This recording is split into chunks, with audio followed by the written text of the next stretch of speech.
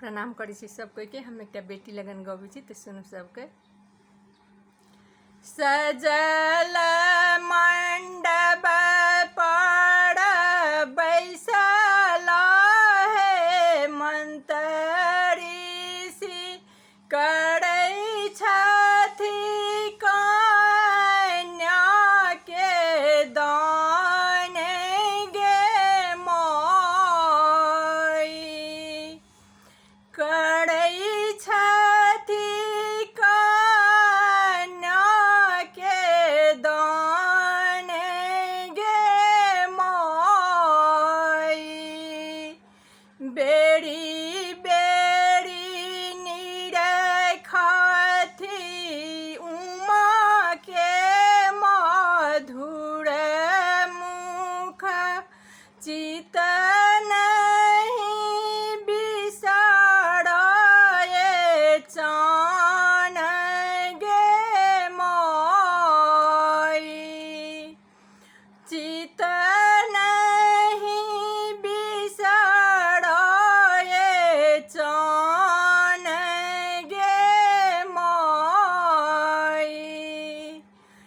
बेटी के प्रसाद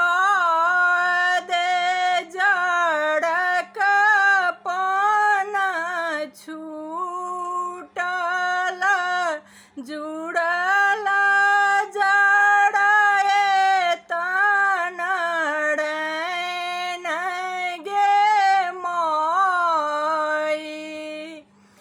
जुड़ल जड़ल तन रैन गे माई।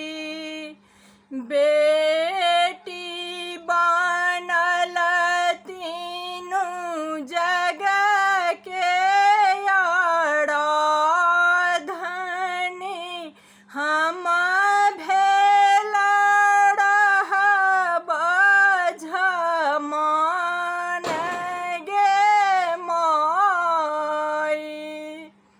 हम भेल रहब झमान गे माई। कपैर कर कुश शंखहि फड़कन उमाया छी हमर परान गे माई। उमाया छी हमर परान गे माई। पढ़ैत वेद शिवक मुख ताकथि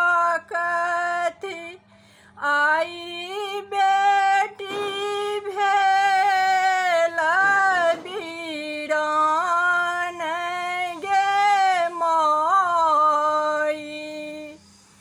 आई बेटी भेल वीरान गे माई।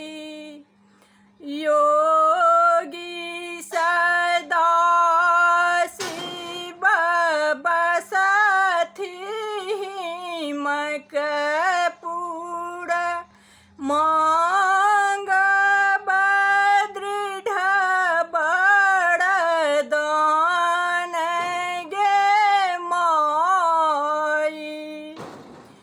मांग दृढ़ वरदान